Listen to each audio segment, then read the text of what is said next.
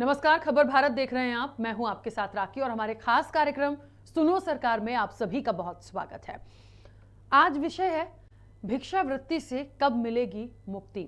ये एक ऐसा सवाल है जो आज पहली बार नहीं उठा है। ये सवाल बहुत समय से उठता चला आ रहा है और हम और आप भी अपनी रोज की दिनचर्या में न जब भी कहीं से गुजरते हैं तो हमने देखा होगा सिग्नल्स पे, तमाम जगहों पर, मार्केट्स के कभी साइड में भी आप चले जाइए तो भिक्षावृत्ति जो होती है, छोटे छोटे बच्चे जो हैं भीख मांगते हैं, जो बड़े हैं वो भीख मांगते हैं, जो बुजुर्ग हैं वो भीख मांगते हैं। आखिर इससे मुक्ति कब मिलेगी? एक बात हो सकती है कि उनकी मजबूरी हो सकती है, लेकिन हमने इसकी आड़ में कई बड़े गिरोहों को भी सक्रिय होते देखा है और निश्चित तौर पर एक ही व्यक्ति अलग अलग आसपास के जगह पे आपको दिख जाएगा। ये हमने आसपास से जुड़े हुए जो क्षेत्र हैं ये कई बार देखे हैं, मैंने भी देखा है इन चीज़ों को।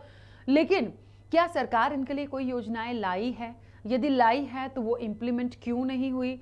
सरकार अभी इनके लिए क्या सोचती है? और आज जो विषय है कि इससे हमें मुक्ति कब मिलेगी, तो इसके लिए मुख्य रूप से जिम्मेदार कौन है और इससे मुक्ति कौन दिलाएगा, ये बहुत सारे सवाल हैं जिस पर हम जिम्मेदारों से जवाब लेंगे। और हम चाहते भी हैं कि आप सब भी जो हमारे इस कार्यक्रम में जुड़ते हैं और आज भी जिस तरीके से आप जुड़ेंगे इस विषय पर, आपकी क्या राय है और आप क्या मानते हैं कि ये जो भिक्षावृत्ति है ये कितनी सही है और इससे हमें कब मुक्ति मिलेगी, किसको क्या करना चाहिए। आपकी जो भी राय हो, जो भी सुझाव हो, आप भी हमारे इस कार्यक्रम के माध्यम से हम तक पहुंचा सकते हैं। मैं इस चर्चा को आगे बढ़ाऊंगी। हमारे साथ मेरे सहयोगी और स्टेट हेड पंकज गुप्ता जी भी हमारे साथ जुड़े हैं। पंकज जी, बहुत स्वागत चर्चा में जुड़ने के लिए।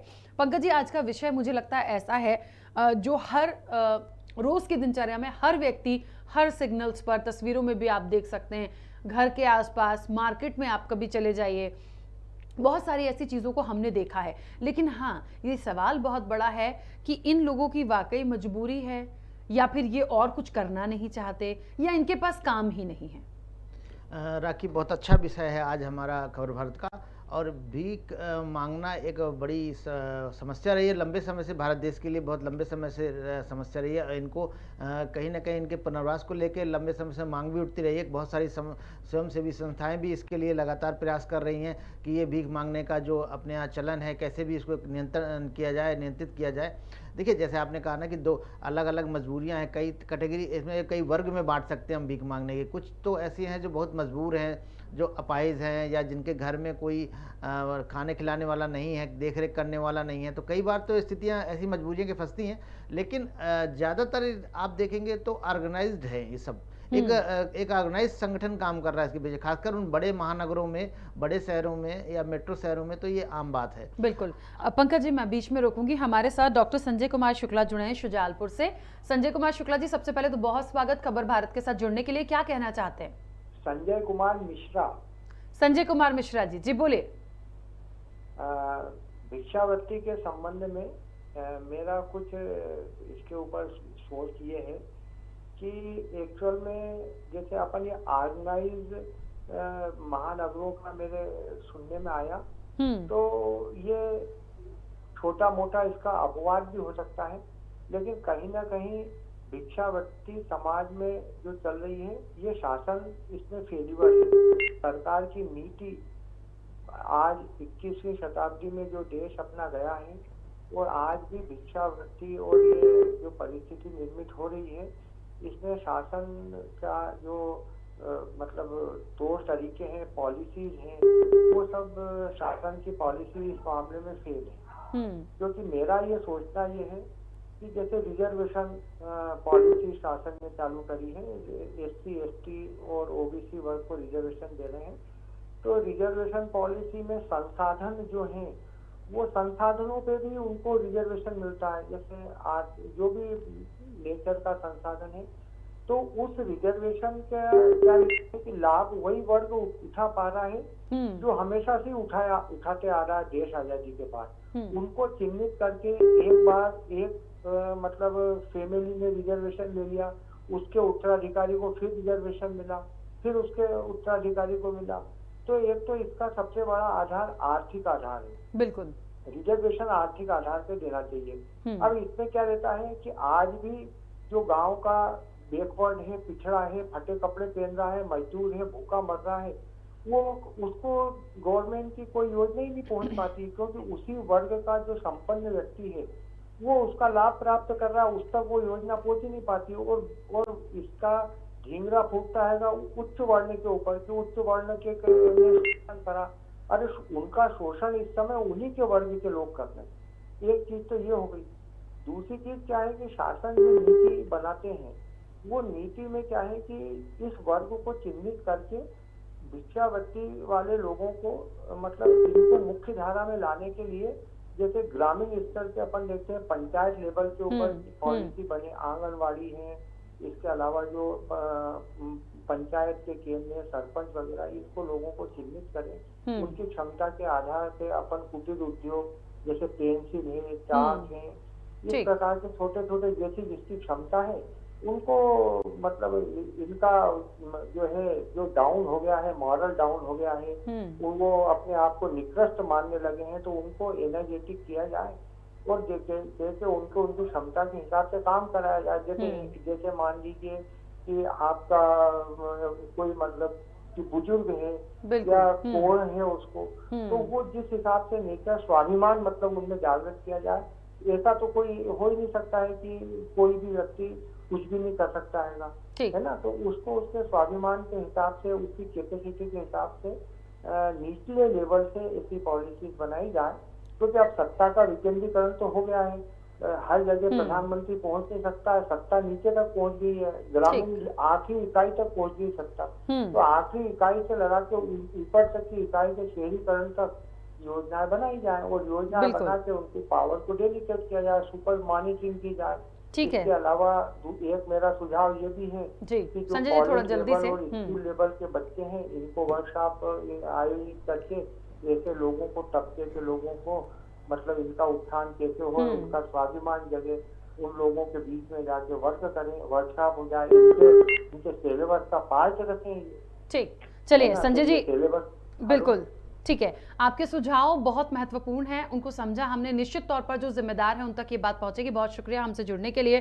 पंकज जी, जिस तरीके से काफ़ी कुछ उन्होंने बताया और काफ़ी डिटेल में बताया कि क्या क्या किया जा सकता है, बच्चों के लिए भी उन्होंने ये बात बोली है। कहाँ ये माना जाए कि सरकार ने वाकई इस स्तर पर सोचा नहीं, या सोचा उसको इम्प्लीमेंट नहीं किया, या क्योंकि ये रोज़ की चीज़ हो गई है, बहुत वर्षों से, बहुत लंबे वर्षों से मुझे लगता है हम ये सब देखते आ रहे हैं, तो इसलिए कोई ध्यान नहीं दे रहा। राखी, अगर आप ध्यान दें तो सुप्रीम कोर्ट ने इस पर एक बहुत पहले एक फैसला दिया था, जिसके बाद सरकार ने भिक्षावृत्ति रोकने के लिए एक कानून भी बनाया था, जो शायद आज भी लागू है। ये अलग बात है कि उसका इम्प्लीमेंटेशन कभी नहीं हुआ, उसका क्रियान्वयन सही ढंग से कभी नहीं हुआ। सरकार हमेशा एक्ट लागू करने की बजाय उनके पुनर्वास पर ध्यान देती रही है, और बहुत सारी योजनाएं सहकारिता सामाजिक न्याय मंत्रालय द्वारा चलाई जा रही हैं, केंद्रीय योजना भी है, राज्य सरकार भी इसके लिए लगातार प्रयास कर रही है। लेकिन अब बस वो जो हमेशा हर जगह पर एक समस्या होती है कि हमारे पास जितनी भी योजनाएं आती हैं, खासकर एक ऐसे तबके के लिए जिनसे शायद किसी को लाभ नहीं होता बहुत ज़्यादा, तो वो योजनाएं चल कहाँ रही हैं, ये बहुत बड़ा सवाल रहता है। योजना चल रही, कागजों में चल रही है, सामाजिक न्याय विभाग के पास भिखारियों के पुनर्वास को लेके उनके लिए एक कौशल विकास योजना तैयार करना, उनके लिए बहुत सारे शेल्टर होम बनाना, ऐसी बहुत सारी योजनाएं हैं जो चल रही हैं, और सरकार उस पर अच्छा खासा बजट भी खर्च कर रही है। लेकिन ये अलग बात है कि उसका लाभ दिखाई नहीं दे रहा है। अब हमारे पास कुछ बहुत ही मज़ेदार आंकड़े हैं कि अभी भी मध्य प्रदेश, मतलब अगर देश की बात करें तो सब लगभग हमारे देश में अभी 4.5 लाख लिस्टेड भिखारी हैं। अब हालांकि आज देश की आबादी के हिसाब से यह शायद संख्या बहुत कम मानी जाएगी, लेकिन मुझे जहाँ तक लगता है कि हम 4.5 लाख जो लिस्टेड हैं उनको ही कम नहीं कर पाए। ये खुद सरकारी आंकड़े बोल रहे हैं कि हमारे पास जो नए आंकड़े जो आए हैं उसमें भी लगभग कोई अंतर भिखारियों की संख्या में नहीं आया। अब उसमें बिल्कुल पंकज जी, एक कॉलर हमारे साथ जुड़े हैं दिल्ली से, अरुण चतुर्वेदी, बहुत स्वागत चर्चा में जुड़ने के लिए, क्या कहना चाहते हैं?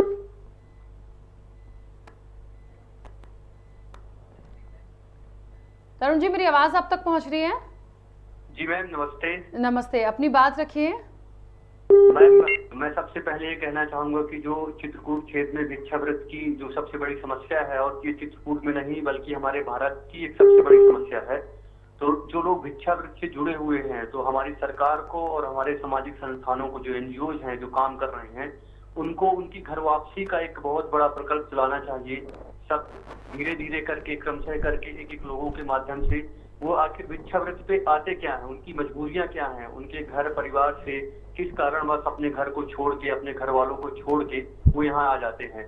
तो हमें समाज के माध्यम से और सरकार के माध्यम से दोनों पक्षों में जो भिक्षावृत्ति से जुड़े हुए लोग हैं, उनके घर के जो लोग हैं, एक समन्वय करके इनकी घर वापसी करवाना चाहिए, ताकि इनकी जब संख्या कम रहेगी तो हमारी सरकार, एनजीओ भी इनकी मदद कर सकेंगी। लेकिन जब बहुत सारे भिक्षावृत्ति वाले लोग रहेंगे, भिक्षा मांगने वाले, तो फिर सबकी मदद कर पाना इतना आसान नहीं होता है। तो बेहतर होता है कि जिनकी घर वापसी हो सकती थी, हम उनकी घर वापसी कराने के लिए प्रयास करें अपनी सरकार के माध्यम से। बिल्कुल, चलिए, बहुत अच्छा सुझाव निश्चित तौर पर कहीं ना कहीं आपका था। जुड़ने के लिए बहुत शुक्रिया। पंकज जी, यहाँ से देखिए, हमारे ये वो कॉलर्स हैं जो वाकई बहुत जागरूक भी हैं, और एक ये विषय ऐसा है कि इस पर निश्चित तौर पर कुछ ना कुछ होना चाहिए, क्योंकि अच्छा भी नहीं लगता कि आज हम जिस जगह पे हैं, जिस देश में हैं, जिस प्रदेश में हैं, वहाँ पर भिक्षावृत्ति हो या भीख मांगते हुए ऐसे देखिए, खास तौर पर वो छोटे छोटे से बच्चे, हमने देखा है वो किस तरीके से होते हैं। तो उन लोगों के लिए तो मुझे लगता है कि कम से कम सरकार को कड़ाई दिखानी चाहिए कि बच्चों को कम से कम उस चीज़ में मत झोंके, वो उनकी उम्र भीख मांगने की नहीं है। ये राखी क्या है, बच्चों का एक अलग ही एक बहुत बड़ा मुद्दा है। अगर आप इस पे भिखारी की भीख मांगने की इस प्रवृत्ति पे जाएंगे तो महानगरों में तो इसका पूरा नेटवर्क चलता है। देखिए, जो हमारी जानकारी या हमारी रिसर्च बताती हैं या हमारे जो हमारा अनुभव बताता है कि बहुत सारी ऐसे गिरोह हैं जो बच्चों को किराए में देते हैं। आपने देखा होगा, अक्सर बहुत सारे बच्चे माँ के साथ घूमते रहते हैं, सोते रहते हैं। तो वो सोते ऐसा, मतलब डॉक्टर की भी राय है, बहुत सारे लोग जो एनजीओ इस पर काम कर रहे हैं, तो उनका ये स्पष्ट कहना है कि ये बच्चे नशे में होते हैं, इनको नशे की डोज या नींद की गोली दी जाती है जिससे ये सोते रहते हैं, और उनको दिखाकर ही कहीं ना कहीं एक इमोशनल ब्लैकमेलिंग है ये, कि शायद कुछ ज़्यादा मिल जाए। और इसके लिए बाकायदे बच्चे किराया देने का सुबह प्रावधान है, और सुबह किराए पे ले जाते हैं, शाम को वापस कर जाते हैं उसकी तय फीस के साथ। तो ये बच्चों वाला, हालांकि ये अगर ये बात करें तो ये बहुत खतरनाक है, और सरकार को क्या है, बहुत सारे संगठन हैं उनको भी ध्यान देना चाहिए। खासकर हम बच्चों के लिए लगातार बहुत सारे प्रयास कर रहे हैं। तो कहीं ना कहीं जो योजनाएं हैं सरकार की, तो अब बच्चों का ये तो अपराध की श्रेणी में डाला जाना चाहिए।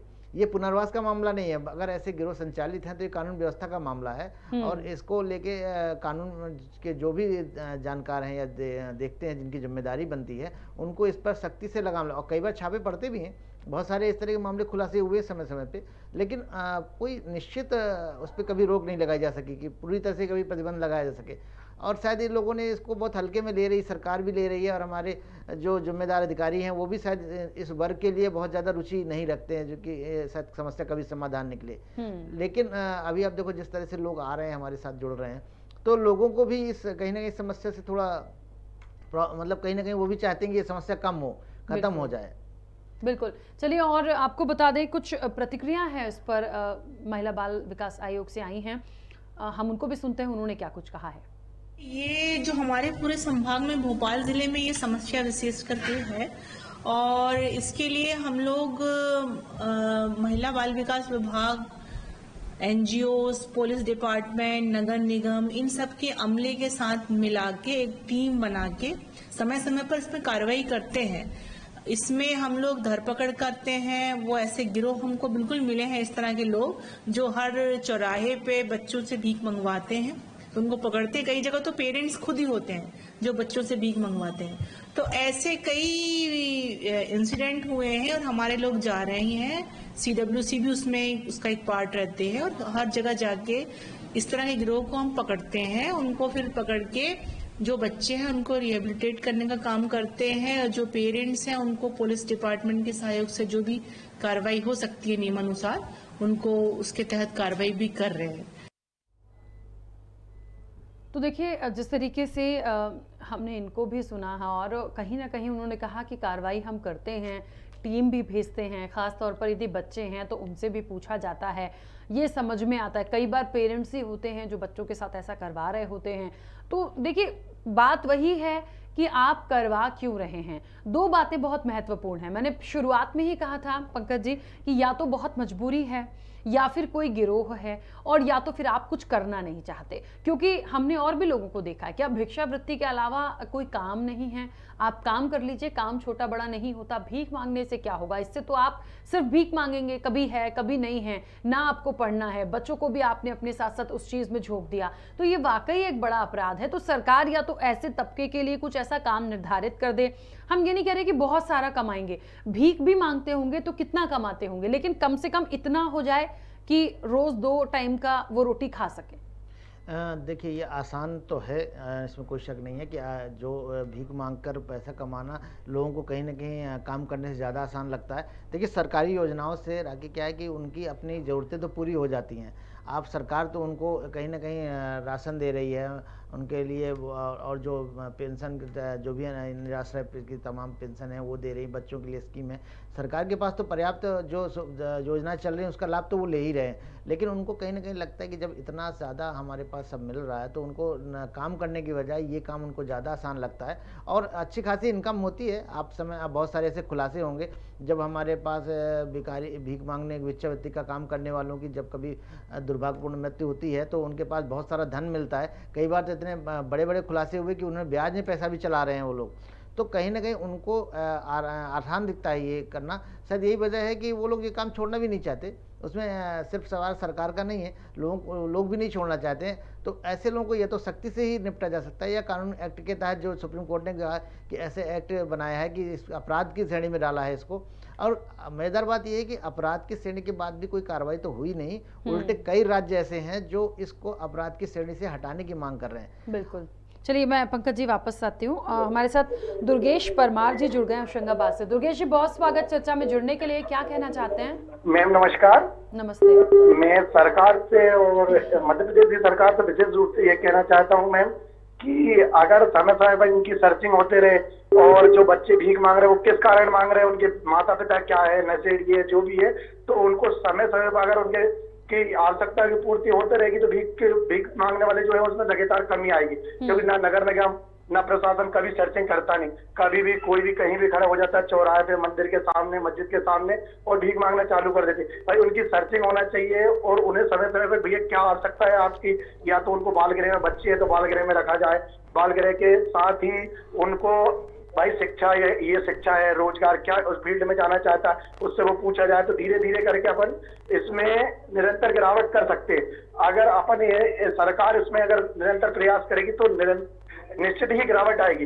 लेकिन सरकार क्या काफी दिनों से प्रयास करना बंद कर दिया है, क्योंकि सरकार इस समय अभी बिल्कुल भी प्रयास नहीं करे। कोई व्यक्ति कहीं भी खड़ा होता है भीख मांगना चालू कर, ये कहाँ से आया, क्या कहाँ से आया, किस कारण आया, इसकी कौन सी आवश्यकता है। जैसे बाई चांस कभी किसी के साथ कुछ दुर्घटना या कुछ हो जाए तो वो एक भीख मांगे तो वो चल जाता है। लेकिन यहाँ पे तो एक प्रोफेशनल बना लिया। कई लोगों ने नशे या पत्ते में बच्चों को कई जगह से किडनैप कर लिया, कई जगह से लाके आपराधिक मामले वाले वो भीख मांग लेते हैं और अपना पेट पालन कर लेते हैं, क्योंकि उनकी सर्चिंग ही नहीं की जाती। प्रशासन या नगर निगम, पंचायत, नगर पालिका ये समय समय पर अगर इन पे ध्यान दिया जाए तो निश्चित ही मेरे को लगता है कि इसमें गिरावट आएगी। कि अपन भीख मांगना एक प्रोफेशनल बना लिया कई लोगों ने, तो कि अपने कुछ नहीं करना है, बस चौराहे पे जाना है, खड़े हो जाना है, शाम तक जो 100-200 मिलेगा उसमें अपना गुजारा चला लेंगे। लेकिन प्रशासन क्या करती है कि कभी ध्यान देती नहीं, पुलिस वाले भी, प्रशासन अधिकारी भी उनके बाजू से निरंतर निकल जाते हैं, लेकिन कभी ये नहीं सोचते कि ये लोग कहाँ से आए हैं, किस कारण आए हैं। और इससे क्या कई बार आपराधिक घटना भी हो जाती है, चोरी हो जाती है, कई बार महिलाएं बच्चों के साथ छेड़छाड़, कई ऐसी चीजें हो जाती हैं। बिल्कुल ठीक है। चलिए, बहुत अच्छा सुझाव था दुर्गेश जी जुड़ने के लिए। Thank you. पंकज जी, बहुत महत्वपूर्ण बात उन्होंने कही है कि वाकई में सर्चिंग होनी चाहिए, देखना चाहिए। अभी महिला बाल विकास विभाग से जो संचालक जुड़ी थी उन्होंने कहा कि हम सर्चिंग कराते हैं, तमाम चीजें होती हैं, लेकिन ये हो सकता है एक दिन, कभी 2 दिन हो जाए, 3 दिन हो जाए, पर हमने भी ये देखा है कि वाकई में उतनी गंभीरता से कोई ले नहीं रहा। और ये वाकई देखने लायक है, क्योंकि हमने देखा है कि ये लोग एक जगह इकट्ठा होकर रह भी लेते हैं। मतलब जहां भीख मांग रहे हैं, हमने कई चौराहे ऐसे देखे हैं कि वहीं पर वो एक छोटा सा तंबू गाड़ लिया, वहीं पे वो स्टे करने लगे, फिर उठ गए, भीख मांगने लगे, फिर वहां चले गए। तो निश्चित तौर पर ये जानना बहुत जरूरी है कि ये लोग कौन हैं, कहाँ से आए हैं, वाकई इनकी मजबूरी है या नहीं है, या कुछ और। हाँ बिल्कुल, विभाग शायद या अब एक फॉर्मेलिटी के तौर पे ये उनको चूंकि योजनाएं चल रही हैं उनको रोकने की, तो शायद वो एक काम भी करना है, कागजों में दिखाना है, तो इसीलिए शायद वो अपने इतश्री कर लेते हैं, अपने काम से पल्ला झाड़ लेते हैं। लेकिन सही बात ये है कि एक बहुत महत्वपूर्ण जो बिंदु उन्होंने उठाया कि इनका अपराध से बहुत गहरा संबंध है। जो भिक्षा व्यक्ति का काम कर रहे हैं, इनका अपराध से कई बार ऐसे रिकॉर्ड देखने में आए हैं कि ये एक रेकी का अच्छा काम करते हैं। खासकर जब कोई कॉलोनी होती है, कोई जहाँ उनको पता होता है कि कौन लोग घर में रहते हैं, कौन नहीं रहते, कौन बाहर रहते हैं, तो ये लोग एक भिक्षावृत्ति के साथ एक रेकी का काम भी करते हैं। और इस तरह का मतलब जो एक अपराध भी एक समाज के लिए एक बड़ी चुनौती बने हुए हैं कई सारे। अब देखिए, कुछ लोगों की मजबूरी हो सकती है, लेकिन समाज में सब तरह के लोग पाए जाते हैं। बिल्कुल। कई लोग इसी मजबूरी के आड़ में वो अपना धंधा चला रहे हैं, और शायद हमारा समाज में ज़्यादातर लोग ऐसे ही हैं जो मजबूर नहीं हैं, इतने मजबूर नहीं है कि आज के समय में कि शायद उनको भीख मांगना पड़े, लेकिन उनको शायद इससे अच्छा विकल्प और दूसरा लगता नहीं है। सरकार जो उन योजनाएं लाती है, वो उनके लिए पुनर्वास योजना लाती है, तो उसमें उनको बहुत सारी चीज़ें, कढ़ाई बुनाई सिखाई सब सिखाते हैं, सारी चीज़ों के लिए शेल्टर होम बनाए गए हैं, लेकिन उसमें आने वालों की संख्या बहुत कम है।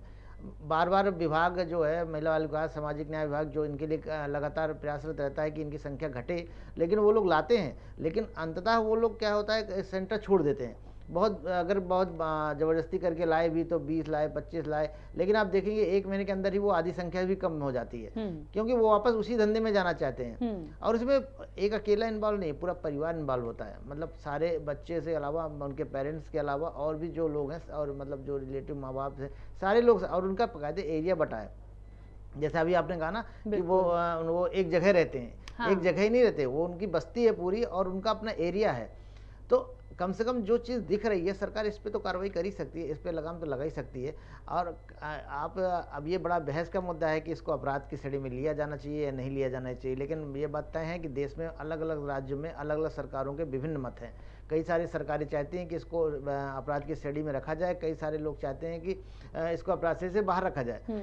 दिल्ली जैसी सरकारें चाहती हैं कि इसको अपराध की श्रेणी में रखा जाए, दिल्ली मुंबई में कोई भी भिक्षावृत्ति करते दिखाई न दे। लेकिन जो बिहार सरकार जैसी हैं, और मज़ेदार आंकड़ा ये है कि हमारे पास बंगाल एक ऐसा राज्य है देश में, अपने दर्शकों को बता दूं कि बंगाल एक ऐसा राज्य है जहां सबसे ज़्यादा भिखारी हैं इस देश में।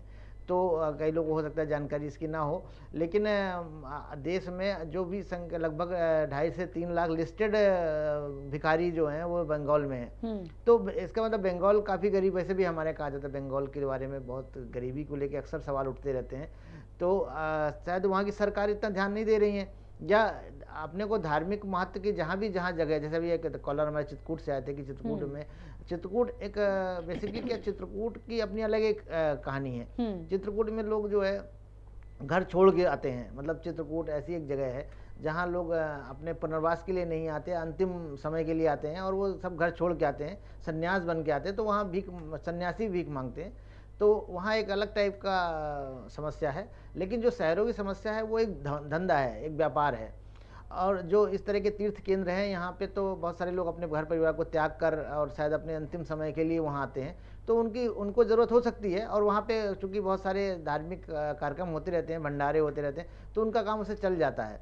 लेकिन अगर सही मायने में आपको सरकार को इस मामले में गंभीर है, तो अपने को इस तरह के भिक्षावृत्ति पे रोक लगाना ही चाहिए, और ये हमारे समाज के लिए भी बेहतर है, और जो बच्चों का दुरुपयोग किया जा रहा है उसके लिए भी बहुत ज़रूरी है। बिल्कुल। तो देखिए, बात वही है कि मंदिरों की बात कर लीजिए, आप कहीं मार्केट के बाहर साइड में बात कर लीजिए, रोड सिग्नल्स की बात करें वहाँ देख लीजिए, तो ये लोग कहीं भी आपको मिल जाएंगे। और सवाल वही है कि जो नौनिहाल हैं, जो छोटे छोटे बच्चे हैं, वो आ जाते हैं।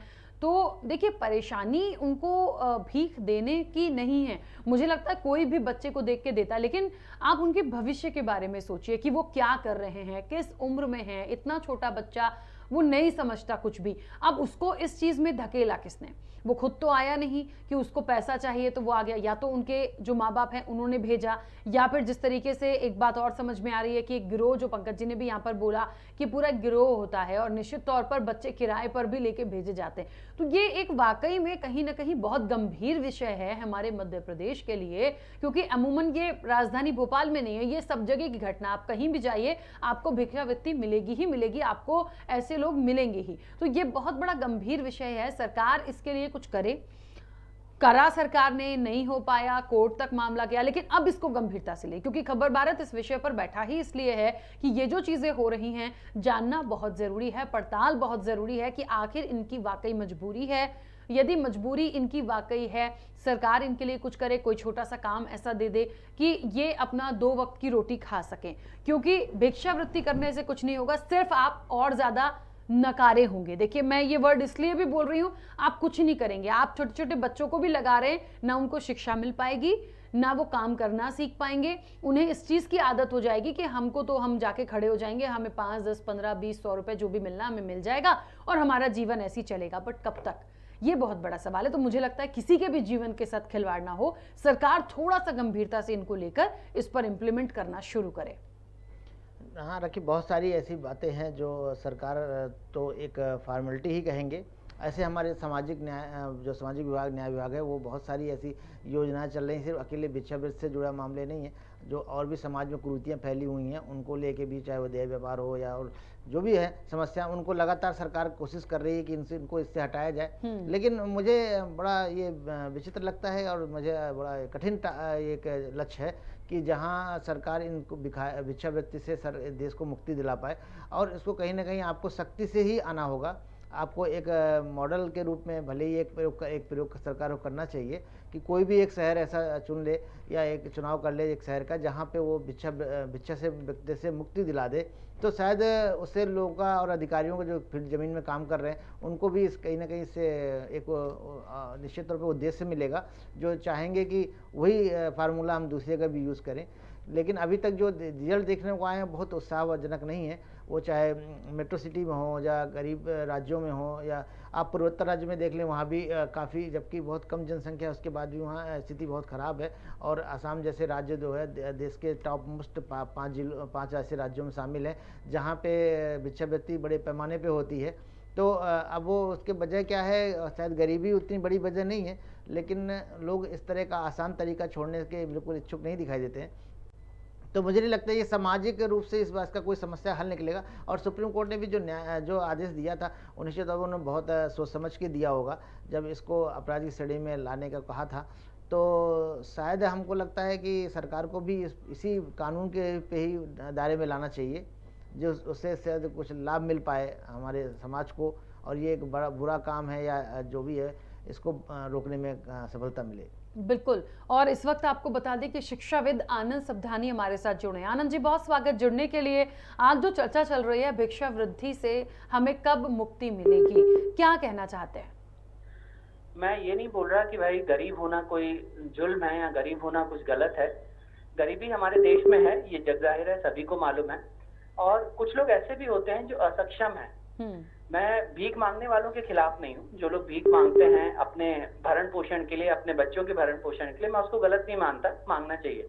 लेकिन अगर कोई सक्षम है, जिसके हाथ पैर भी सही सलामत हैं, अगर वो भीख मांग रहा है तो मुझे ऐसा लगता है कि वो गलत है। वो अपनी मेहनत करे, मेहनत करके कुछ अर्न करे। हो सकता है उसके कमाने की क्षमता थोड़ी कम होगी, उसको 50 रुपए की जगह हो सकता है 20 रुपए मिलेंगे, लेकिन वो अपनी मेहनत करे। एक चीज ये। दूसरी चीज, अगर जो लोग असक्षम नहीं है वो अगर सड़कों पर आके भीख मांग रहे हैं, बेचारे, हमने देखा है काफी लोग विकलांग भी होते हैं, वो भी सड़कों पर भीख मांग रहे हैं। यहाँ पर मैं सीधी सीधी जिम्मेदारी जो देता हूँ वो सरकार की देता हूँ, शासन की देता हूँ। क्योंकि हम जैसे लोग जो सभ्य हैं, जो पढ़े लिखे हैं, जो अपना रोजगार करते हैं, जो बिजनेस करते हैं, वो कहीं ना कहीं अपना कमाई का एक बहुत बड़ा हिस्सा 20-30% कहीं ना कहीं सरकार को देते हैं, इसलिए कि वो सरकार जो है उन जरूरतमंद लोगों तक वो चीज पहुंचाए, भले किसी भी रूप में पहुंचाए। तो उन जरूरतमंदों में से सबसे ज्यादा जरूरत में अगर कोई है तो वो बेचारा विकलांग है। इस देश में, इस समाज के आखिरी अंतिम छोर पर खड़ा जो व्यक्ति, जिसको वाकई में जरूरत है पैसों की, उस तक सरकार को पहुंचाना चाहिए। अगर कहीं ना कहीं वो मांगने वाले बेचारे सड़कों पर आके मांग रहे हैं तो इसमें कहीं ना कहीं सरकार का फेल्योर है। सरकार को इस और ध्यान देना चाहिए। साथ में जो लोग दान देने वाले हैं, मैं उनको भी बोलना चाहूंगा कि चौराहों पर अगर कोई ऐसा मिलता है, क्योंकि आजकल ये भी देखा है कि फ्रॉड भी बहुत होते हैं। आपने खुद देखा होगा कि बहुत सारे चैनल्स पे, हो सकता है कभी आपने भी दिखाया होगा कि बहुत सारे ऐसे लोग हैं जो फ्रॉड तरीके से भी, जैसे उनके हाथ पैर भी सही है, वो विकलांग भी नहीं है, फिर भी उसका फायदा उठा के नकली चीजें लगा के वो सड़कों पर बैठते हैं ताकि कमाने की कोशिश करते हैं। ये भी कहीं ना कहीं हम जैसे लोगों को जो दान देते हैं चौराहों पे, उन ध्यान देना चाहिए कि इस प्रकार की चीजें देख परख के ही करें, जो जरूरतमंद है उसी की मदद करें। बिल्कुल, चलिए बहुत शुक्रिया आनंद जी अपने सुझाव देने के लिए, बात करने के लिए। तो देखिए लगातार जिस तरीके से लोग जुड़ रहे हैं, आप भी यदि भिक्षावृत्ति पर कुछ कहना चाहते हैं या आप चाहते हैं कि इससे हमें मुक्ति मिलना चाहिए, ये कितना उचित है, इस तरह से आपका भी कोई सुझाव हो, आपकी राय हो, तो आपके टेलीविजन स्क्रीन पर नंबर डिस्प्ले हो रहे हैं, आप कॉल कर सकते हैं और बिल्कुल बेबाक अपनी राय दे सकते हैं। सरकार की जिम्मेदारी यदि है तो उन जिम्मेदारों से हम जवाब लेंगे, उन तक ये बात हमारे इस मंच से, इस कार्यक्रम सुनो सरकार के माध्यम से उन तक हम पहुंचा रहे हैं। और यही हमारा मकसद भी है कि आखिरकार ये जो विषय हैं, ये एक ऐसे विषय हैं जो हर व्यक्ति से जुड़ा हुआ है, तो निश्चित तौर पर कहीं ना कहीं इन लोगों के लिए कुछ होना चाहिए। हमें भी अच्छा लगेगा जब हमारे मध्य प्रदेश में हम ऐसे किसी व्यक्ति को ना देखें जिसे भीख मांगनी पड़े। हर व्यक्ति काम करे, हर व्यक्ति सक्षम हो और सरकार उनके लिए तमाम जो सुविधाएं हो सकती हैं वो मुहैया कराए। चलिए, और इस वक्त हमारे साथ गजेंद्र राजपूत जुड़ गए हैं होशंगाबाद से। गजेंद्र जी बहुत स्वागत चर्चा में जुड़ने के लिए, क्या कहना चाहते हैं? जी नमस्कार मैम। जी मैडम, मैं बताना चाहूँगा कि होशंगाबाद एक नर्मदा की नगरी है और यहाँ भी लगभग हजारों भिक्षार्थी हैं जो यहाँ पर भिक्षा मांगते हैं। यहाँ सिग्नल की बात हो या चौराहे की हो या सेठानी घाट हो, नर्मदा का घाट हो, यहाँ पर भिक्षार्थी हमेशा ही सड़कों पर नजर आएंगे और पैसों के लिए अड़ीबाजी करते हैं। और वहीं यहाँ कुछ बच्चे भी हैं जो जगह जगह खड़े होकर लोगों से भिक्षा मांगते हैं और नहीं देने पर उनसे झूमा झटकी भी करते हैं। क्या लगता है, अच्छा गजेंद्र जी, क्या लगता है ये लोग वाकई में सक्षम नहीं हैं, इनकी मजबूरी है, या फिर ये इन्होंने एक धंधा सा बना लिया है कि हमें कुछ करना नहीं है, ऐसे ही चलेगा और काम हो जाएगा? मैडम एक चीज और बताना चाहूँगा कि एक तो गिरोह चल रहा है इन सब भिक्षार्थी के द्वारा भीख मंगवाते हैं, और वहीं कोविड की दूसरी लहर के बाद यहाँ पर काफी भुखमरी हो गई है, जिससे लोग भीख मांगना ज्यादा पसंद करते हैं। बिल्कुल, चलिए बहुत शुक्रिया जुड़ने के लिए। पंकज जी, इन्होंने जैसा कहा कि एक तो गिरोह की बात बोली, जो हमें भी कहीं ना कहीं संदेह इस चीज़ पर है कि ये चीज़ें हैं, ये जांच का विषय भी है। दूसरा, इन्होंने बोला कि कोविड के बाद भी स्थितियां ऐसी बिगड़ी हैं कि वाकई में कुछ ऐसा तबका होगा जिसे इस स्थिति तक आना पड़ा। तो इसके लिए मुझे लगता है फिर जिम्मेदारी सरकार की ही आती है। जिस तरीके से आनंद सबदानी भी कह रहे थे कि कुछ हम लोग भी जो कुछ टैक्स के रूप में पैसे सरकार को देते हैं, तो वो सरकार के पास है तो वो मदद कर सकती है, बहुत सारी नहीं, छोटी सी करिए ताकि इनका कुछ गुजारा हो सके। अभी मैं आपको एक बहुत मज़ेदार घटना बताता हूँ। केंद्र सरकार द्वारा एक दीन बंधु पुनर्वास योजना चलाई जा रही है, अभी 2021 में शुरू की गई है योजना, और इसमें देश के 10 शहरों को भिक्षावृत्ति से मुक्त किए जाने का लक्ष्य रखा गया है। और इसका जो सबसे उदाहरण ताज़ा उदाहरण है वो इंदौर का है, अभी गत मार्च के महीने का, जिसमें बताया जाता है कि जब अधिकारियों ने वहाँ भीख मांगने वाले लोगों को जब उठाना शुरू किया उनके पुनर्वास ले जाने के लिए, तो कोई भी वहाँ जाने को तैयार नहीं था। मतलब जिन लोगों को ले गए, तो जैसे करीब 150 लोगों को पहले पुनर्वास केंद्र में रखा गया, लेकिन वो उनमें से आज की डेट में जो आज ताज़ा स्थिति है उसमें ज़्यादा बताया जाता है, जो एक अनुमानित संख्या है कि 10 से 20 लोग ही मौजूद हैं बस। और अभी भी उनको जो सिखाने का काम है उसमें भी वो मतलब उनका बहुत रुचि नहीं देखी जा रही है। और इससे अलग जब उन भिखारियों को ट्रेस किया गया तो उनमें से एक नाम आया है, रमेश नाम का एक भिखारी है जो इंदौर में भिक्षावृत्ति का काम करता था। उसके पास 3 बंगले पाए गए। मतलब आप सोचिए, वो मतलब एक करोड़पति निकला, एक बहुत बड़ी सुर्खी बना था, खबरों में था ये उस समय मामला। तो जहाँ तक मुझे याद आ रहा है कि मतलब उसके पास 3 बंगले थे और अपने पास सारे सुख साधन संपन्न था, और लगभग वो 3 साढ़े 3 साल से भीख मांग रहा था। तो आप उनकी स्थिति देखिए, कमाने का जो जितना अच्छा शहर, जितना अच्छा मांगने का तरीका, उतनी उनकी ज़्यादा इनकम, तो विशुद्ध ये व्यवसाय का रूप ले चुका है। तो ज़्यादातर लोग क्या जब आप व्यवसाय, मतलब हमें लग रहा है वो भिक्षावृत्ति है, बेसिकली उनके लिए एक व्यवसाय है, वो उसको व्यवसाय की तरह ले रहे हैं। तो आप अगर इनसे आप निवेदन करेंगे तो मुझे नहीं लगता कि कभी वो लोग इतना अच्छा व्यवसाय छोड़ना चाहेंगे जहां आपको कुछ भी लगना नहीं है, सिर्फ आपको इनकम ही होनी है। तो इन्वेस्टमेंट का कोई नुकसान, वही जरूरत ही नहीं है और कोई नुकसान नहीं है। तो जब लोग इस कंफर्ट जोन में पहुंच जाते हैं ना, तो उनकी मजबूरी से कहीं आगे निकल जाते हैं।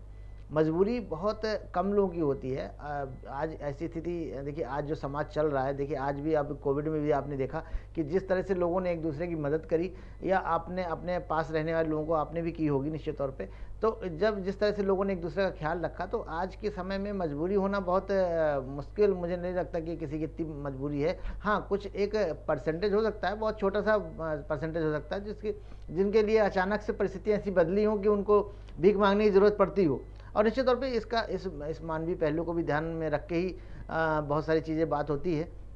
लेकिन अभी आप देखिए, चाहे कोई त्यौहार हो या कोई धार्मिक कार्यक्रम हो, तो जो भीख मांगने वालों की जो संख्या आती है, वो आप उस संख्या को देख के कहना बड़ा मतलब हास्यास्पद लगेगा कि इनके इतने लोग मजबूर हैं हमारे देश में। और सच में अगर इतने देश मजबूर हैं तो फिर हमारे जो विकास की बातें हैं वो बहुत बेमानी है।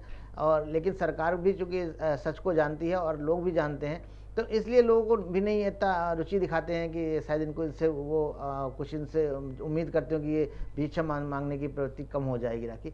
लेकिन फिर भी अपने काम सतत करते रहना है, और सरकार को इस लक्ष्य की तरफ बढ़ना चाहिए कि कम से कम जो 10 शहर हैं, तो ऐसे 10 शहर रोल मॉडल के तौर पे उभरने चाहिए जहां भिक्षावृत्ति रोकने का काम पूरी तरह से बंद हो जाए। और अगर इंदौर जैसा, अगर उसमें हमारे मध्य प्रदेश की अच्छी बात यह है कि इंदौर जैसा शहर भी उसमें शामिल है, और अगर इसमें परिणाम अच्छे आते हैं तो सरकार को भी शायद उत्साहित होगी और इस मॉडल को पूरे प्रदेश में लागू करने की सोचेगी। बिल्कुल। लेकिन एक बात और है पंकज जी, एक लंबा वक्त हो गया हम इन तमाम चीज़ों को देख रहे हैं। अच्छा, कुछ लोग ऐसे भी हैं जो हमने देखा है वो सिर्फ भीख मांगने आ जाते हैं, कुछ ऐसे भी हैं कि कुछ चीज़ों को बेच रहे होते हैं, क्योंकि हमने देखा है कोई खिलौने बेच रहा है, कोई छोटे छोटे से पेन बेच रहा है, कोई ये सारी चीज़ें हैं। तो ठीक है, हम कई बार ज़रूरत के हिसाब से उन चीज़ों को ले भी सकते हैं और ये सोचते हैं कि चलिए कम से कम खाली हाथ भीख नहीं मांग रहे हैं, कुछ लाए हैं, कुछ सेल कर रहे हैं कि उससे उनको इनकम हो। तो मुझे लगता है ऐसे इन लोगों को यदि छोटा छोटा काम देके एक जगह निर्धारित कर दें, वहाँ इनको भेज दिया जाए, वहाँ पे वो करें तो ठीक है। अब सिग्नल्स पे आ जाना, कहीं भी खड़े हो जाना, और ये बात बिल्कुल सही है जिस तरीके से भी कॉलर ने कहा था कि कुछ लोग जो हैं बहुत ज़्यादा रूडली भी बिहेव करते हैं।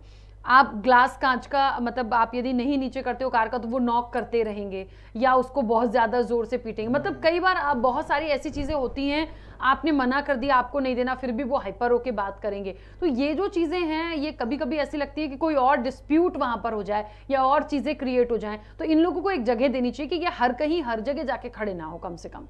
ये दरअसल पॉसिबल नहीं है, संभव नहीं लगता राखी, क्योंकि भीख मांगने के लिए लोगों के बीच में जाना होगा, और जहाँ यदि इकट्ठे बैठ जाएंगे तो वहाँ जाना भी कोई नहीं चाहेगा। क्योंकि अभी हालात ऐसे हैं कि कई मंदिरों का मैं उदाहरण देना चाहता हूँ कि जहाँ जब आप भीख मांग देने की कोशिश करते हैं तो वो इतने सारे लोग आ जाते हैं और इतना लड़ते हैं कि शायद किसी के लिए वो संभव नहीं हो पाता। तो ये मैंने बोला ना कि ये एक ऐसा नहीं सामाजिक समस्या, ये अपराध से जुड़ी हुई समस्या है। कई बार इतने बहुत ही रूड तरीके से भिक्षा मांगते हैं कि आपको लगता है कि अधिकार मांग रहे हैं या भिक्षा मांग रहे हैं। बिल्कुल। तो उसके पीछे भी अपने कारण हैं, वो उनको शायद लगता है कि शायद ऐसे मांगने के तरीके हैं, और बाकायदे इनके कैंप भी चलते हैं, लोग ट्रेनिंग प्राप्त होते हैं। इसलिए आप ये नहीं कह सकते कि कुछ अनजाने में कर रहे हैं।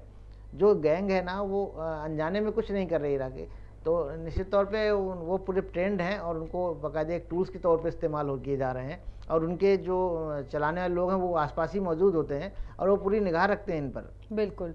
चलिए, इस वक्त सतना से हमारे साथ निपेन मिश्रा जुड़ गए हैं। बहुत स्वागत चर्चा में जुड़ने के लिए, क्या कहना चाहते हैं? जी नमस्कार जी। मेरा सुझाव तो यही है, सर्वप्रथम हम चीज को बंद तो नहीं कर सकते हैं, पुरानी परंपरा है, धार्मिक स्थानों के बाहर लोगों का बैठना ये चलता ही रहेगा। हमें लोगों की सोच को बदलना होगा, या कि फिर हमें कोई एनजीओ या कि सरकार खुद ऐसे सर्वे करा करके जो बच्चों और इन सबसे भीख मंगवाते हैं इनको इन पर रोक लगाए, या तो इन्हें काम दे दिया जाए, जो वाकई सयाने जिन्हें लगता है कि वाकई ये बहुत बूढ़े हैं, वृद्ध हैं, इनके लिए वृद्धाश्रम के इनका निर्माण किया जाए। बहुत पुरानी एक बहुत महाराजा हुए रीवा राजा, जब चित्रकूट गए थे तो जब उन्होंने भीख देना शुरू किया तो उनके पैसे भी खत्म हो गए थे। फिर उन्होंने एक उपाय निकाला कि उन सबको वृद्धाश्रम में खाने पीने की व्यवस्था न कर दी जाए, तो या तो हम ये कर दें। और मैं एक बार भाग्यनगर हैदराबाद गया, वहां पर मैंने देखा कि जब नोटबंदी हुई थी उस समय भीख देने के लिए तो उन्होंने भिखारियों ने मशीन ले ली थी, बोला इस पे कार्ड ही स्वाइप कर दो। तो उन्होंने बहुत हाईटेक तरीके भी अपना रखे हैं। और वैसे भी एक बहुत पुरानी कहावत है, आपको तुरंत पैसा चाहिए तो भीख मांग लो, दिन भर में चाहिए तो दिहाड़ी मजदूरी कर लो, मंथली चाहिए तो नौकरी कर लो, 5-7 साल में करोड़पति बनना है तो पार कर लो। इसलिए यदि हम इसे खत्म तो नहीं कर सकते, कम करने के लिए हम कैंपेन चला सकते हैं, जो कि आप कर रहे हैं। आप बहुत सारे सुझाव पाएंगे और सरकार को बता सकते हैं, सर्वे करा सकती है सरकार। बिल्कुल। और सबसे बड़ी बात है कि हम समाज में उस सोच को बदलें और संस्कार अच्छे दें, ताकि ऐसे लोगों की प्रवृत्ति बन न सके या कि ऐसे लोग ज्यादा बढ़ न सके। बस इतना ही कर सकते हैं, खत्म तो नहीं किया जा सकता इस चीज। बिल्कुल नितिन, बहुत अच्छा सुझाव था, बहुत शुक्रिया जुड़ने के लिए। देखिए एक बात है पंकज जी, इन्होंने जिस तरीके से कहा कि खत्म तो नहीं हो सकता, लेकिन हम पहल करके, शुरुआत करके, और जो मकसद लेकर यहाँ बैठे हैं कि सरकार को जगा पाएं कि कम से कम इन लोगों की सुध लीजिए, सोचिए इनके बारे में जानकारी निकालिए, इनके लिए क्या कर सकते हैं वो करिए। खास तौर पर छोटे छोटे बच्चों के लिए उनके भविष्य के बारे में सोचिए। देखिए आप उनको बालगृह भेज सकते हैं, उनकी परवरिश हो सकती है, सरकार का दायित्व है ना, सरकार इतनी चीज़ें ला रही है, जब विभाग हैं हो सकता है काम, तो उनके लिए तो कम से कम सोचिए, क्योंकि उनका भविष्य पूरा का पूरा बर्बाद होगा यदि ऐसे ही चलती रही चीज़ें और कंट्रोल नहीं हुई तो। नहीं बिल्कुल, और सरकार की शायद तो निश्चित तौर पर रुचि उतनी अच्छी नहीं दिखाई देती जैसे शिद्दत से उनको इसके लिए लगना चाहिए। और लेकिन ये है कि कुछ कहीं ना कहीं सामाजिक लोगों को, जो हमारे एनजीओस काम कर रहे हैं, उनको भी इस तरफ थोड़ा सा सरकार का सहयोग करना चाहिए। या उनको ये एक ऐसा वर्ग है कि शायद इसके लिए बहुत कम लोगों के पास वक्त है। लोगों को आज की जिस तरह से हम जिस लाइफ स्टाइल में जी रहे हैं, तो सब हर व्यक्ति पैसा कमाने में इतना बिजी है, इतना व्यस्त है कि उसको सामाजिक रूप से जो भी समस्याएं हैं उसके लिए उन्होंने एक खास लोगों को जिम्मेदारी रखी है। एक मानसिकता बन गई है, आम मानसिकता बन गई है कि यार ये लोग तो एनजीओ वाले देखेंगे, सरकार देखेंगे। लेकिन कहीं ना कहीं हम लोगों को भी, अगर हम सब मिलकर इसका प्रयास करें तो निश्चित तौर पर लोगों को लाभ मिलेगा। अपन अगर हम सब ठान लें कि हम अगर 2 लोग भी कम कर पाएँ तो शायद इससे भी कुछ असर पड़े। बाकी सरकार तो देखिए सरकार है, सरकारी योजनाएं चलती हैं, कागजों में चलेंगी, उस पर भी आपको पता है कि उसमें बहुत सारी चीज़ें, बहुत सारे लोग हिस्सा मांगते हैं। शायद वो अंतिम व्यक्ति तक पहुंचते पहुंचते वो कितना बचता है, ये बड़ा सवाल है कि उसका जो पुनर्वास की स्थिति है वो कैसी है, सरकार कितना खर्च करना चाहती है, कहाँ भेजना चाहती है, क्या बनाना चाहती है उनको, उनकी शिक्षा के लिए क्या कर रही है, उनके स्वास्थ्य के लिए क्या कर रही है। ऐसे बहुत सारे बिंदु हैं जिस पे सरकार पैसा तो खर्च कर रही है, लेकिन वास्तविक उनको लाभ इसका मिलता है या नहीं मिलता, ये अपने आप में एक सवाल है। और बिल्कुल पंकज जी, बीच में रोकूंगी, हमारे साथ सतना से अरुणेश सिंह जुड़े हैं। अरुणेश, बहुत स्वागत चर्चा में जुड़ने के लिए, क्या कहना चाहते हैं? अरुणेश, मेरी आवाज पहुंच रही है आप तक?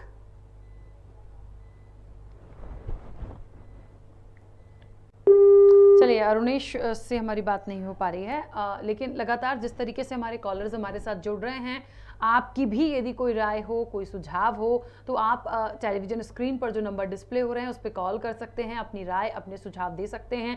देखिए, मकसद हमारा यही है कि कुछ ऐसे विषयों पर ही हम बात करते हैं, सरकार को जगाने का प्रयास करते हैं। कार्यक्रम का नाम ही है सुनो सरकार, कि उन चीज़ों का समाधान करें, लोगों के लिए सोचें। और कुछ ऐसे विषय बहुत महत्वपूर्ण होते हैं जैसे कि भिक्षावृत्ति, यदि ये पूरी तरह से मुक्ति मिल जाए इससे, तो ये बहुत अच्छी पहल होगी। हालांकि थोड़ा सा मुश्किल है, लेकिन इसके लिए जगाएगा कौन सरकार को? कि सरकार इतना यदि सोच रही होती तो आज हम मुक्त हो चुके होते।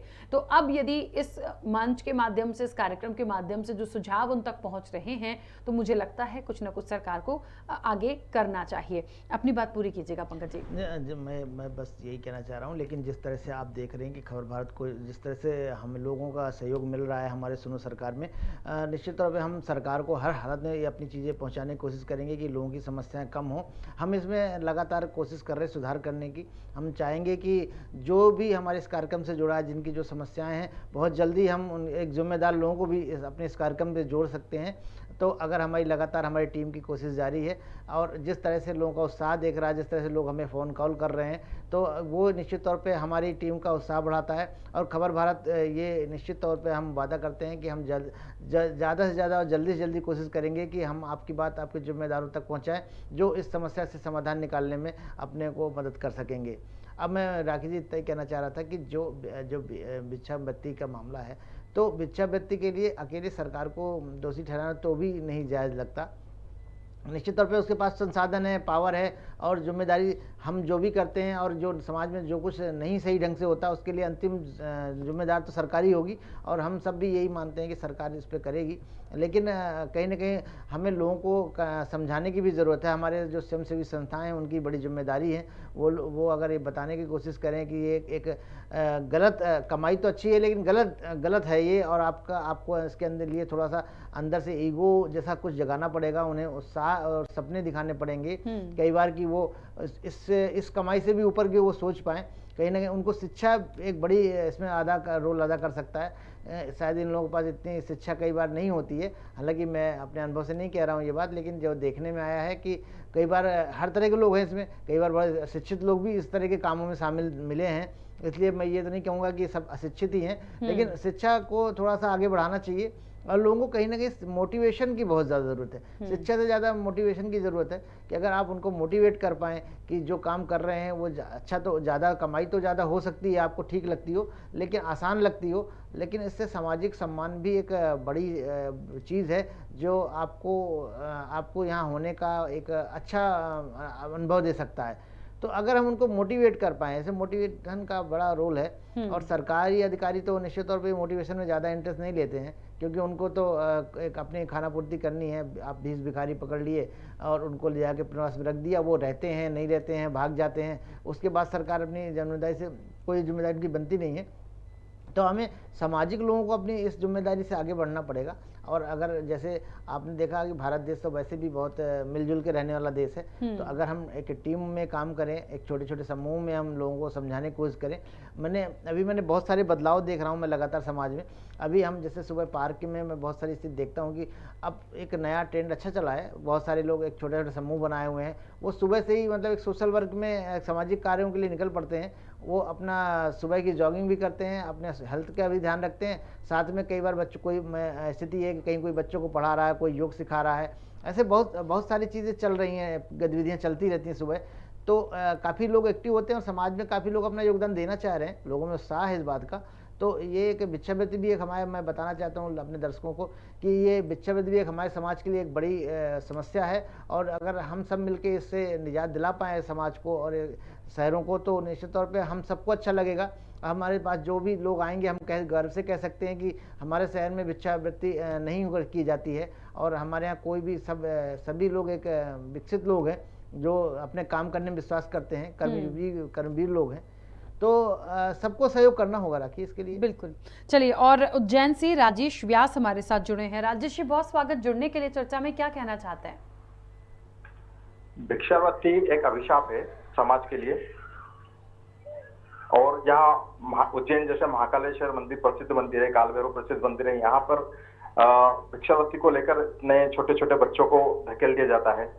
और कितनी बड़ी समाज में एक प्रवृत्ति है कि बस माँ बाप देखते नहीं, जो गरीब रहते हैं, नहीं अमीर रहते हैं, उनको एक भेदभाव नहीं रहता इनके बीच में, और उनको भिक्षावृत्ति के लिए छोटे छोटे बच्चों को धकेल देते और पैसा देते हैं। ये जो भिक्षावृत्ति में पैसा देना एक अभिशाप है, देना नहीं चाहिए, खाने पीने का सामान दे दे, परंतु फिर भी शासन की तरफ से कोई अंकुश नहीं लगाया जा रहा उसके ऊपर। बिल्कुल।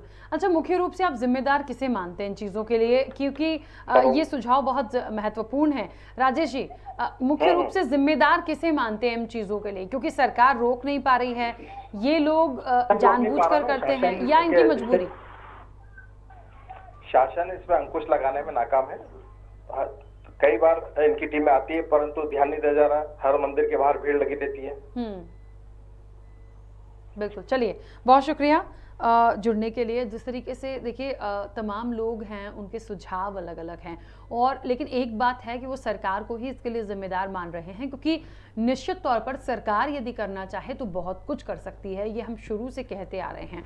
और यदि इन लोगों के लिए कभी सोचा आपने तो बाद में फिर वो इम्प्लीमेंट क्यों नहीं हुआ, मामला कोर्ट तक गया, बहुत सारी बातें हैं। ऐसा नहीं कि इस वर्ग के लिए सोचा नहीं गया, इनका क्या करना है बात हुई, लेकिन बात सिर्फ कागजों में रह जाए और धरातल पर ना दिखे, इम्प्लीमेंट नहीं हो, तो फिर किसी काम का नहीं होता। देखिए योजनाएं भी कितनी आती हैं, कुछ आती हैं, कुछ सक्सेस होती हैं, बंद हो जाती हैं, लेकिन ऐसे नहीं होता। जब तक उसका फायदा लोगों को नहीं मिलेगा, जब तक वो सही तरह से इम्प्लीमेंट नहीं होगी, तब तक कैसे माने कि कुछ सार्थक हुआ है या कुछ सरकार ने किसी वर्ग के लिए अच्छा किया है। तो निश्चित तौर पर ये जो सुझाव आ रहे हैं, मुझे लगता है जो जिम्मेदार हैं, जो इस प्रोग्राम को देख रहे हैं और उन तक ये बात पहुंच रही है कि प्लीज इसको गंभीरता से लीजिए, देखिए ये कौन है, क्योंकि ये हम सबको गलत नहीं कह रहे। हो सकता है इनमें से बहुत सारे लोग हैं जिनकी मजबूरी हो, लेकिन जो एक व्यवसाय के रूप में ये कर रहे हैं या जो लोग गिरोह के रूप में कर रहे हैं, वो निश्चित तौर पर आने वाले समय में कभी कोई बड़ी घटना भी हो सकती है।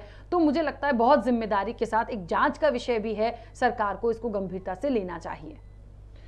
सरकार देखिए बहुत सारी चीज़ें व्यक्ति पे बहुत निर्भर करती हैं राखी। अभी अब जब हम सरकारी योजनाओं की जो बार बार हम बात कर रहे हैं, हमारे दर्शक भी लगातार ये सरकार को ही ये जिम्मेदारी देना चाहते हैं। शायद अच्छा है, उनको लगता है कि सरकार बहुत बेहतर कर सकती है, लेकिन अभी हमारे पास कई सारे एग्जाम्पल हैं, जो उदाहरण है, जिसमें आप ये समझेंगे कि कई बार हम व्यक्ति पर निर्भर करता है। कुछ अधिकारी हैं जिन्होंने बहुत अच्छा काम किया है, हमारे जो कई सारी ऐसी जानकारियाँ हमारे पास हैं जिसमें बताते हैं कि इन खास विशेष शहरों में जिसमें बहुत अच्छा काम हुआ है। अभी राजस्थान के एक कलेक्टर की भी एक चर्चा है, तो उनके बारे में कहा जाता है कि उन्होंने भिक्षावृत्ति समाप्त करने के लिए उन्होंने बहुत कोशिश करी है, और जो उनके ही प्रयास रहे कि शायद जिसको कहते हैं कि राज्य सरकार ने उनसे प्रेरित होकर वहाँ भी राजस्थान में भी बहुत सारी योजनाएं इनको चलाई हैं, और इसके लिए पुनर्वास केंद्र, बड़े बड़े पुनर्वास केंद्र चल रहे हैं, जहाँ काफ़ी लोग इसका लाभ ले रहे हैं और काफ़ी बदलाव भी आया है एक खास स्थान पे। लेकिन फिर मैं कह रहा हूँ कि आप ये बहुत कम उदाहरण है। अभी भी देश में बहुत सारे लोगों को ईमानदारी के साथ प्रयास करने की ज़रूरत है, और जैसे ही थोड़ा सा लोग अवेयर होंगे और शासन का सहयोग करेंगे तो एक बदलाव देखने को मिलेगा, बहुत जल्दी आएगा बदलाव। बिल्कुल। तो आपको बता दें कि अक्सर आपने आसपास देखा होगा कि सवाल वही है कि ये भिक्षावृत्ति से हमें मुक्ति कब मिलेगी। मंदिर हो, सड़क हो, वहाँ पर लोग ऐसे देखे जाते हैं, इनका पुनर्वास कौन करेगा, सरकार इनके लिए क्या करेगी, कब करेगी, ये कौन लोग हैं, इनकी जांच होनी चाहिए। और जिस तरीके से महिला बाल विकास विभाग की जो संचालक है, उन्होंने कहा कि हम भेजते हैं, पता करवाते हैं, ख़ास तौर पर बच्चों को आइडेंटिफाई किया जाता है, उनसे भी पूछा जाता है। कई बार ये भी खुलासा हो चुका है कि माँ बाप खुद ऐसा करवा रहे हैं। तो देखिए ये एक अच्छा मैसेज तो नहीं है, और अच्छा मैसेज इसलिए नहीं है क्योंकि बार बार बात वही आ रही है कि ठीक है मजबूरी हो सकती है, ज़रूरत हो सकती है, लेकिन अब आने वाले समय में इसको कैसे हम दूर करें, कैसे इसको ख़त्म करें, क्या होना चाहिए, ये वो महत्वपूर्ण बातें हैं।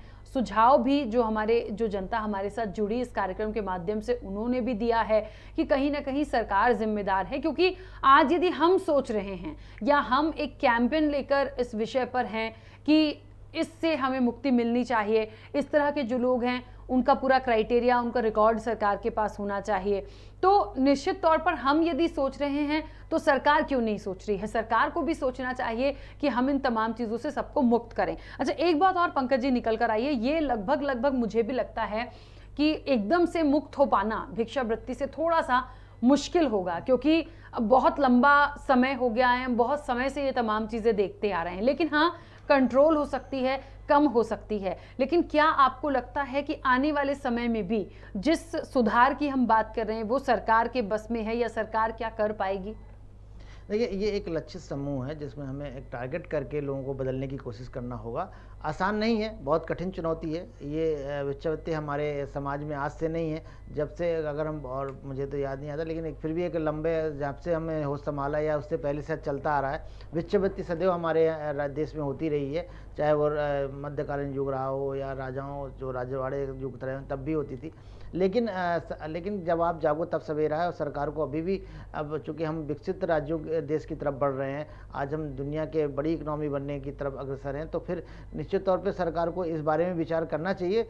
और निश्चित तौर पे कर सकते हैं, अगर थोड़ा गंभीरता के साथ सरकार सख्ती के साथ उसके टारगेट पूरे करने को जैसे बोले, जो जैसे बाकी जो अपनी योजनाएं हैं उनको लेकर सरकार जितने गंभीर होती हैं, जिस तरह से समीक्षा होती हैं उनकी, मतलब उनके बारे में, उनका विकास कैसे उनमें चल रही है उसके बारे में जांच होती है, तो अगर इतना गंभीर होकर इस पर ध्यान देगी तो ये भी, इस पर भी नियंत्रण पाया जा सकता है। हालांकि केंद्र सरकार ने जो भी योजना शुरू करी है, अब इसका रिजल्ट क्या आएगा अभी थोड़ा सा समय लगेगा, लेकिन यदि 10 शहर भी देश के हमारे भिक्षा में व्यक्ति से मुक्त हो जाते हैं तो ये हमारे लिए एक बड़ी सफलता होगी और ये हमारे लिए एक रोल मॉडल भी होगा।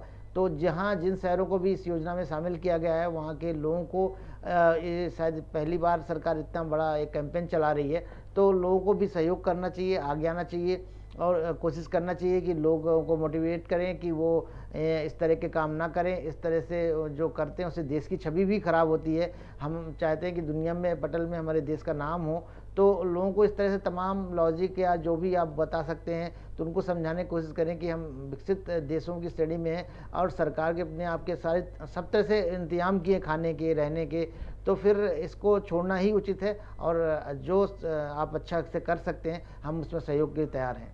बिल्कुल। चलिए, और इस वक्त आपको बता दें हमारे साथ तरुणा शर्मा जुड़ गई हैं। तरुणा जी, सबसे पहले तो बहुत स्वागत चर्चा में जुड़ने के लिए। भिक्षावृत्ति से मुक्ति की बात चल रही है, क्या लगता है, क्या हम इससे कभी मुक्त हो पाएंगे, और यदि नहीं तो मुख्य रूप से अभी जिम्मेदार किसे माने?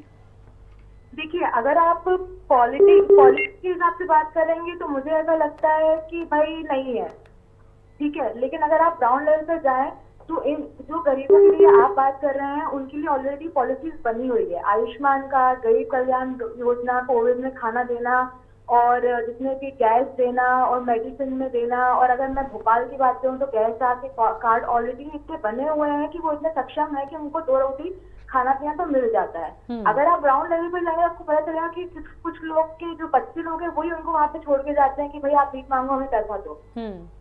तो अगर ग्राउंड रियलिटी बहुत डिफरेंट है, अगर आप इसको सिर्फ ग्राउंड रियलिटी को नहीं जानना चाहते हैं, अगर आप आंख बंद करके पूछना चाहते हैं कि भाई पॉलिसी क्यों नहीं बन रही, उनके लिए गरीब क्यों बैठे हुए हैं, अगर इतना कुछ है तो वो चीज बहुत डिफरेंट है।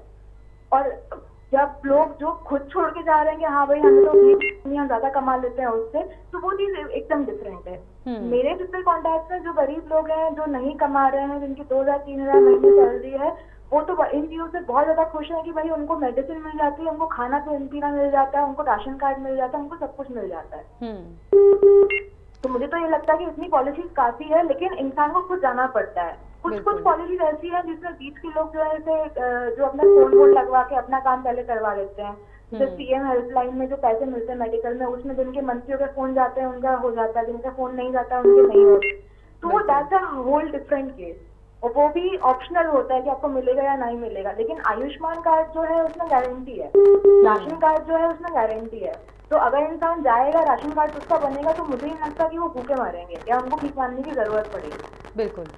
चलिए, बहुत शुक्रिया जुड़ने के लिए और अपनी बात रखने के लिए। तो देखिए, एक बात तो कहीं ना कहीं समझ में आई है कि सवाल बहुत सारे हैं। इन्होंने भी जो बात बोला कि ग्राउंड पर जाकर यदि आप देखो तो रियलिटी अलग है, कहा कुछ और जाता है, होता कुछ और है। तो ये कौन करेगा? ये टीम है, ये विभाग का काम है, ये सरकार का काम है कि यदि हम इससे मुक्ति दिलाना चाहते हैं या मुक्त होना चाहते हैं तो हमें आना होगा।